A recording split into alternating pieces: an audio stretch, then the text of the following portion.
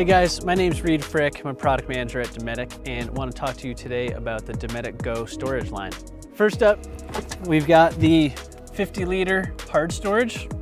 It's got really rugged aluminum sidewall, high impact polypropylene top and bottom, and it's actually IP65, which means it's weatherproof. So it's going to protect all your stuff in there, even if it's in the back of your pickup or up on your roof.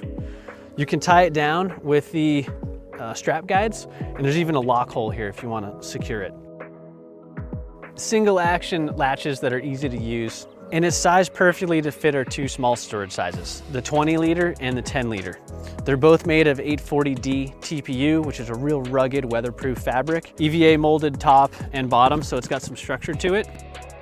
You're halfway to a soft cooler when you have these two, and so we've made an insulated accessory that converts your soft storage into a soft cooler. Just put the accessory in, and now you've got a day cooler for all your adventures. With the Dometic GO hard and soft storage, you'll never feel unorganized again.